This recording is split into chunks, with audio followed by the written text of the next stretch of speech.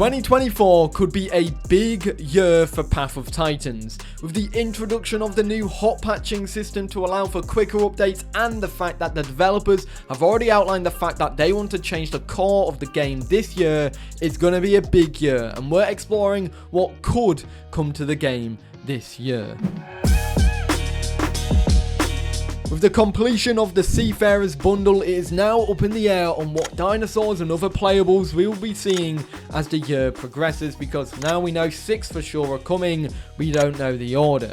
So, what could these creatures be? What could we see this year? Well, firstly, a Kilobator, the giant raptor that could come to Path of Titans this year. With the completion of the Seafarers bundle, I think this is probably the only right choice for what I think could come to the game this year. With the developers expanding in the oceans already, now maybe it's time for them to come back to the land, since it's been over a year since the last land-based playable has been added to the game. To complete the realms of the aerial creatures, Rhamphorhynchus would be the last official pterosaur to be added to the game. This little guy will be one of the smallest creatures in the game, but would be the final flyer to come to the game officially. That's if we exclude Microraptor. The giant behemoth Leedickfees could also come to the game this year. A giant fish that could most likely introduce a playstyle that's more of a filter feeder than anything, or if you want to go crazy and turn it into what Ark is, a terrifying filter feeding beast that's hyper aggressive.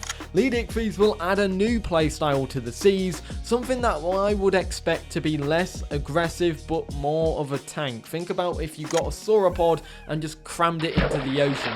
Tylosaurus is the only creature that I think will be able to mess with Leedickfees, and this will be the final one that I'm mentioning here to round up the official roster of the oceans. This would be the biggest and most aggressive creature in the oceans, larger than Kaiwekia and Uranosaurus, not bigger than Leedickfees, but definitely in terms of temperament, it's going to be a lot more aggressive in terms of its playstyle. I think this will properly be able to go toe to toe with the giant fish, however. The third Stegosaur to come to the game, and one that would probably sit just below Stegosaurus or even on par with it, is Miragaia. The longest necked Stegosaur. Miragaia, I expect to come to the game alongside that of a Kilobator. I even think they'd both be in the same pack together, so it makes sense for them to release alongside each other. And finally, we have probably the most interesting one out of the bunch, Microraptor, because this adds a whole new gameplay style, climbing and gliding. No one else has this, no other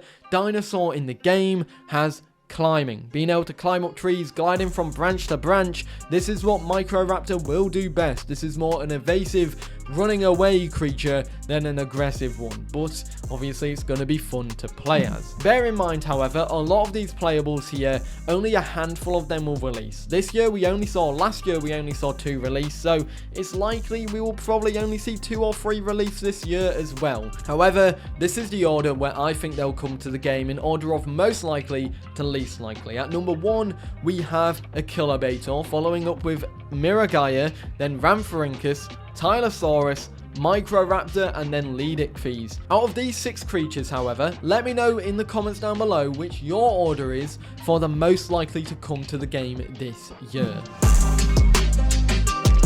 Moving on to something we know will probably start this year. We saw the combat reworks last year. This year, we'll be seeing quest revamps. The quest system will be changing from the core.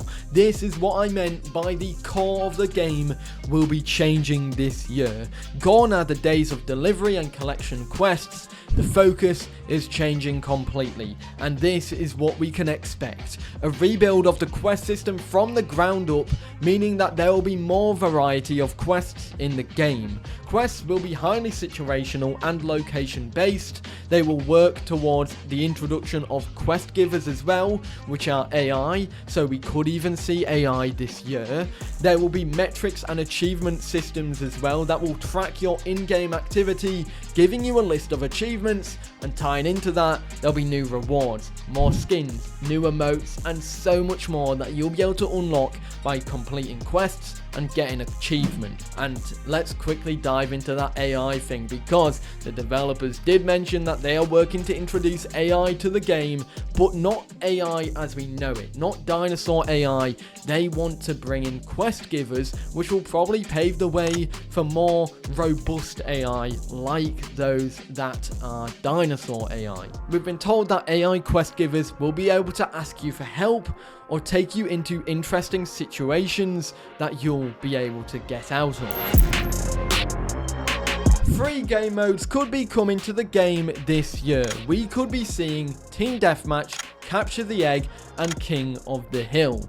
What are these game modes? So, Team Deathmatch is a game mode that puts you up against an enemy team, multiple in some cases, and you're rewarded by getting kills. The team with the most kills at the end of the time period wins, and that's all you need to know.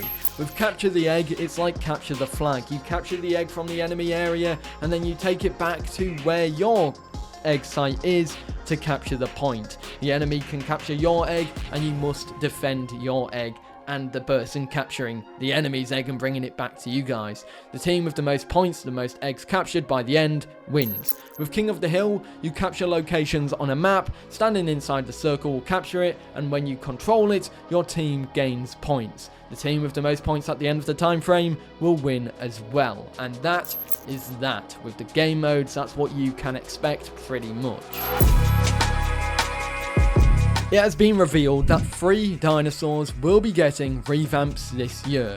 Struthiomimus, Barsboldia, Lambeosaurus. However, we could be seeing more dinosaurs getting reworked as well, because the developers said that it's not just going to be them. However, we also have been told that these reworks are going to be a lot more than a model refresh. It's going to include new abilities, stat revamps, and even so their aim is to make sure that all of these creatures that get reworked are going to be feature complete, which in dev terms means they're pretty much complete to as far as they want them feature wise. And tying into dinosaurs, finally, there will be a lot more skins this year. I love the skin system in the game. I love the amount of skins that are in this game currently, but we will be getting more. And that's because the developers have outlined the fact that 100 more skins will be coming to the game this year. This has already been shown in game on Christmas and Boxing Day with the release of the Midwinter skin pack, Holiday skin pack, and new referral skins, but it won't stop there, because we've even been shown more skins that could be coming to the game and ways to get them, that we might be able to get them in the future through quests, through achievements, and most likely through more in-game packs that could be coming to the game in the near future. A very exciting time to be a player of Path of Titans. Let me know in the comments down below which out of these are you most excited for. But of course, if you want to check out another video, I recommend this full overview of the latest Path of Titans update. Anyways guys, I hope you enjoyed. I'll see you in the next one. Have a great day. Peace.